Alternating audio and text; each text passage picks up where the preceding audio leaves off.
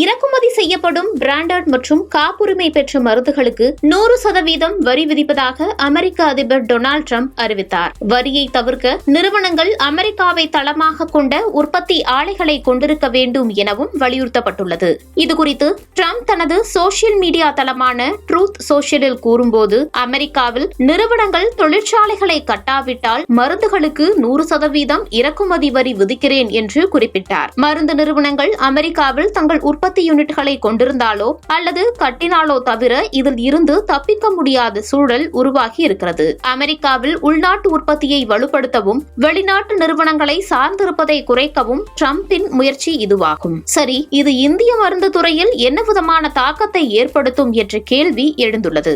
இந்தியாவின் மருந்து ஏற்றுமதியில் 1/3 சற்று அதிகமாக அமெரிக்க சந்தை உள்ளது. 2025 நிதியாண்டில் அமெரிக்காவிற்கான இந்திய மருந்து ஏற்றுமதி 20% அதிகரித்து சுமார் $10.5 பில்லியன் இருந்தது. ஆனால் இவற்றில் பெரும்பாலானவை ஜெனரிக் மருந்துகள். டிரம்பின் 100% வரி பிராண்டட் மருந்துகளில் கவனம் செலுத்துவதால் இந்திய ஜெனரிக் எக்ஸ்போர்ட்ஸ் தற்போது பெரும்பாலும் பாதிக்கப்படவில்லை. ஏற்றுமதியில் பெரும்பாலானவை பொதுவான மருந்துகளாக இருந்தாலும் டாக்டர் ரெட்டிஸ், சன் பார்மா மற்றும் சிப்லா போன்ற சில பெரிய இந்திய மருந்து நிறுவனங்களும் காப்புரிமை பெற்ற மருந்துகளை அமெரிக்காவிற்கு ஏற்றுமதி செய்கின்றன.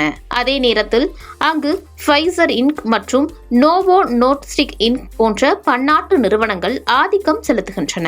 Cipla limited, doctor Reddy's laboratories limited மற்றும் லூபின் லிமிடெட் போன்ற முக்கிய இந்திய நிறுவனங்கள் ஏற்கனவே அமெரிக்காவில் உற்பத்தி வசதிகளை கொண்டுள்ளன.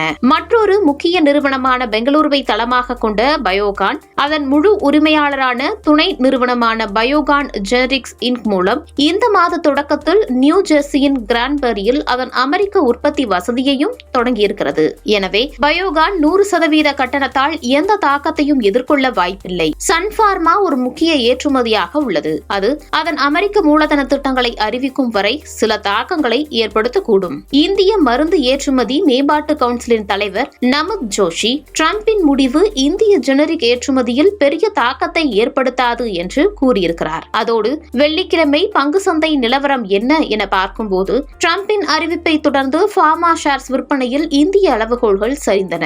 இந்திய நேரத்தில் காலை 10:21 மணி நிலவரப்படி நிப்டி 50 மற்றும் BSE சென்செக்ஸ் தலா 0.47% சரிந்து 24,774.3 மற்றும் 80,775.23 புள்ளிகளாக இருந்தன என்பதும் குறிப்பிடத்தக்கது.